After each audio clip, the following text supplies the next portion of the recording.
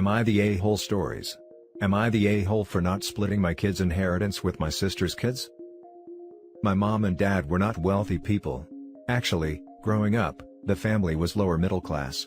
In 2008, my parents received notice that the US government was claiming their house and land in eminent domain. My parents received a sizable check that they didn't want to take but had to. Can't fight the feds when you're paycheck to paycheck. I, 52 mil, and my wife offered my parents the basement of our home that we could furnish as a separate home. They were older and wanted to be closer to grandkids, and my dad was closer to a few fishing spots, so they agreed and it worked out well for all of us. I didn't charge anything because they're my parents, and they did more than we could have asked. My mom cooked for the family, which helped my wife and I immensely, while my dad took care of the yard, which he liked to do. A few years ago, my mom and dad went to visit my sister for the holidays to see her and her kids, but my family couldn't go due to work. I didn't hear much of anything, which wasn't odd, until Christmas Eve/day. I reached out but was told we would talk later. Even weirder was that my parents returned home much earlier than expected, and they were upset. My dad explained to me that my sister had been having an affair and her husband was leaving her. Apparently, the youngest girl isn't his either. Terrible situation all around, and everyone blamed my sister, as do I. I felt bad for the little girl though. She was innocent in the whole thing. Unfortunately, both of my parents passed away a few years ago in a close time span, and never really made amends with my sister. My parents were from a different time period and my sister is stubborn. I don't know really, I guess. My mom passed last, and made it clear that she didn't want my sister to get anything, and said to follow the will. It was hard hearing that, to be honest. My parents left majority of their finances to my family, while also leaving a college fund to my sister's oldest daughter. My sister wasn't able to save anything for her youngest daughter, and had asked me to help her out. My daughters won't be able to stop with just a bachelor's degree and will require more, and I wish to help with that, so I declined. Things got ugly and I apologized again, and brought up the fact that this was all her fault for having an affair on her husband. Had she not done that, this wouldn't be a problem. She countered with, had she not done it, her daughter wouldn't be here, thus I must hate her. My youngest niece recently reached out via Facebook and asked for help, and that it wasn't fair she was being excluded for just being born, and she didn't do anything to anyone. I apologized to her and told her I agreed with her. However, I had my own children to think of.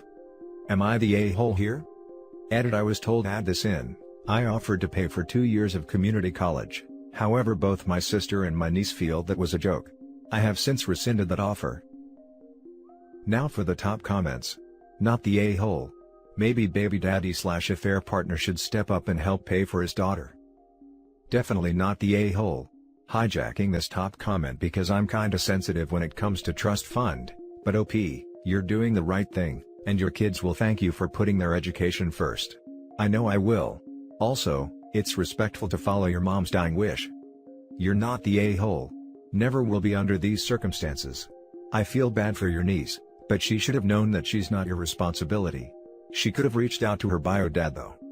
Edit. Rejecting your offer to pay for 2 years of community college is a bit of an entitled move too, in my opinion. Definitely not the a-hole in this case. Not the a-hole, but I do feel bad that your younger niece is paying for her mother's bad choices.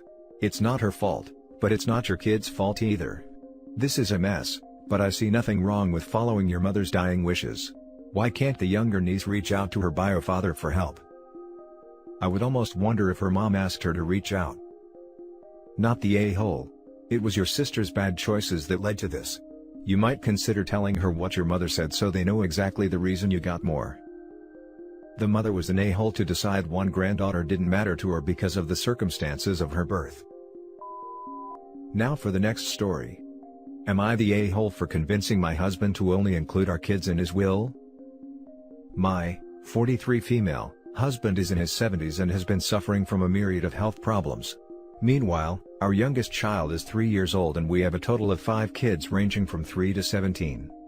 He's pretty much an absentee owner in his business now. His older 3 kids are in their 30s and they all decided not to go to college, but all are employed right now. I will be fine when my husband is gone, because I know how to run his business and our homes are all paid for, but I want my kids to be able to get the independent head start in life, where they can have their own money, and spend or invest it in a way they liked. No offense, but his older kids already had their chance to decide what they want to do with their lives, and I'm sure if they asked my husband, he would have been able to help. However, every time his older 3 kids tried something, they were adamant that their dad has nothing to do with it, and they generally have a combative relationship with their dad. After his latest health scare, I realized I had to bring up estate matters with my husband. We sat down and talked, and I said that overall, if our kids were to split his assets 5 ways as opposed to 8 ways, that would be more money for themselves, and while it could never replace him if God forbid he wasn't able to guide them into adulthood, it would be more beneficial to them than their siblings whose windows of exploration are gone. My husband said he has always had a strained relationship with his kids. And he's been there enough throughout their childhood, trying to get them to value their education, but they all ended up taking unstable paths. And in the end, that was their doing. More discussion followed, but yesterday, we sat down with his lawyers and had his will amended so that his older 3 kids get a very small lump sum, around $300, leaving our kids and myself as the primary beneficiaries. Am I the a-hole? My husband and I have been the most important people in each other's lives, and I'd do the same for him. Now for the top comments. You're the a-hole. No offense, but his older kids already had their chance to decide what they want to do with their lives, and I'm sure if they asked my husband he would have been able to help. My husband said he has always had a strained relationship with his kids. Yeah, well, I imagine being a teenager and seeing your 50-something father shack up with a 25-year-old, and basically start a whole new family might lead to some strain. Not to mention she is actively trying to make things worse. OP. You're the a-hole. You're the a-hole. You're 30 years younger than him, and just convinced him to cut his kids that aren't yours out of the will. Everything about this sounds shady. I truly don't mean to sound offensive, but to have a 3-year-old with someone in their 70s. Real convenient she's now convinced him to change his will. Info. No offense, but his older kids already had their chance to decide what they want to do with their lives. What did you do with your life? Marry a rich guy 30 years older than you? Yeah, the cheek of this woman, how freaking entitled. The next story is titled, Am I the a-hole for telling my cousin what our family were saying about his wife, and causing him to cut everyone off financially? My uncle had a kid from an affair who he abandoned to the system. My grandmother found out when he was 12 and took him in. This was a huge scandal in not only our family, but also our social circle, because everyone is all about appearances and protecting the family legacy. If I'm being honest, my family weren't very nice about my cousin. I remember when he first came to live with our grandparents, my own mother told me not to socialize with him too much in front of outsiders, so he doesn't ruin my reputation. I was 8. When he graduated, the family didn't want him involved in the family business because of his parentage, and also because he was pretty closed off, and was only close to our grandparents and no one else in the family. So, our grandfather gave him some money to start something of his own. The family business hasn't been doing so well for a long time, but my cousin is doing better than ever. Despite everything, he's been financially helping all of us for a few years now. Recently, our grandparents told everyone he was married and expecting a baby. This was a huge shock to the family. Our grandfather admitted he suspects our cousin got her pregnant by mistake and chose to do the right thing, based on a few conversations he had with him before he announced his marriage. My family immediately cyberstalked his wife, and they said some awful things about her, and everyone was complaining that he could have done so much better. My dad was even encouraging everyone to make things hell for her so she leaves. I told my cousin what they said. I'd like to say I did it for selfless reasons, but I didn't. He's paying for my tuition, after my parents refused to help since I dropped out the first time, and based on his personality, I doubt he's going to be very forgiving once they start this crusade against his pregnant wife. Well, he cut everyone off except me and our grandparents. He never told anyone it was me, but since everyone is floundering trying to figure out what they're going to do now and I'm not, it didn't take much for them to figure out I was the snitch. Now my family are angry at me and calling me all sorts of names. So, am I the a-hole? Now for the comments. Not the a-hole. They never accepted him as a family member. If they never accepted him, why do they deserve his help? They don't. They were mooching off him and only wanted his money, they didn't care about treating him like family. You were right to let him know exactly how they felt about him and his pregnant wife. You seem to actually care and accept him as family, so it's not selfish to let him know. He may be helping you with college, but you care and treat him well. You have accepted him as family, good job. Not the a-hole. The biggest and best indicator that you're not the a-hole is precisely because what you said below. Now my family are angry at me and calling me all sorts of names. Your family is messed up, so what they say is wrong, is most certainly what's right and decent. OP's whole family, except the grandparents, is the reason God created the middle finger. Not the a-hole. Stick with the grandparents who've proven they'll stand by their grandchildren, like they did with your cousin. And your cousin, who has done things out of the kindness of his heart, when these people have been nothing but awful. Get the hell out of your parents' sphere of influence as soon as you can. Now for the last story. Am I the a-hole for calling the police on my daughter's fiancé? I'm a single dad of 2 girls. Megan 23, and Zoe 17. I'm doing well financially. Note I'm not rich, in fact, I raised my girls under tough circumstances, but I made sure they'd everything they needed. Megan is engaged. They've been saving for the wedding for months now but they're struggling. I got Megan a car when she was 18 that she hasn't been able to fix because of rent, saving for the wedding, daily expenses etc. I understand that cheap cars require constant maintenance. But it was a great gift for her, especially since she wanted to be independent. Zoe's 18th birthday is next month. I got her a Hyundai that cost me $5,000. It runs perfectly. This is the first car Zoe owns. She has no experience in driving, so I wanted to get a car with less issues.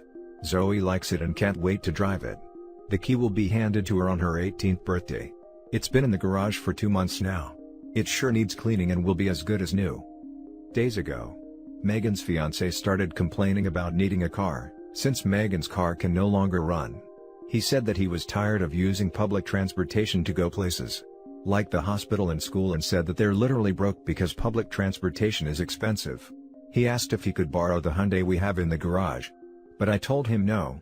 That is a gift and cannot be given to anybody. I offered to lend him $100 but he refused, saying he will never take money from me. 2 days ago, I returned from work. Zoe was looking upset and worried. I asked what was going on, and she told me Megan's fiancé came and took her car, the Hyundai. I asked her when and she said at 10 a.m., so, he was gone for almost 10 hours. She told me he found the keys in my office and got the car out of the garage.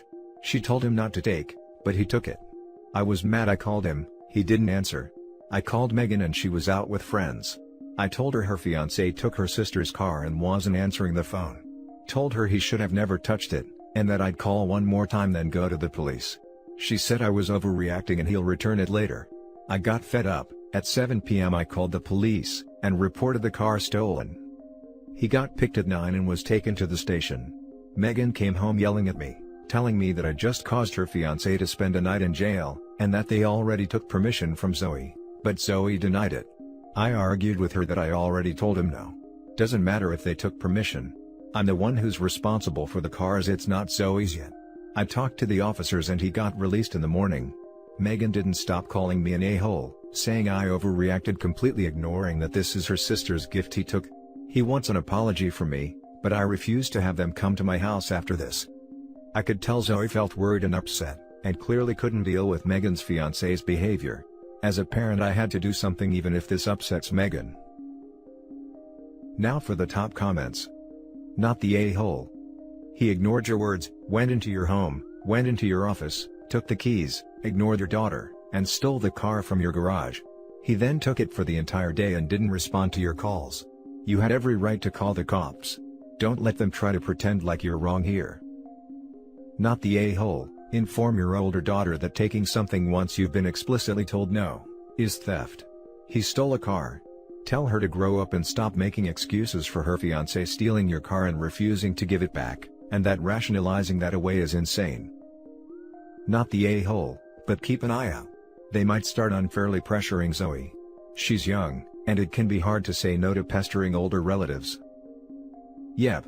Sounds like OP keeping the car keys with him at all times is the short-term solution, and making sure the youngest has the agency and ability to say no if they try to pressure her later on, would help.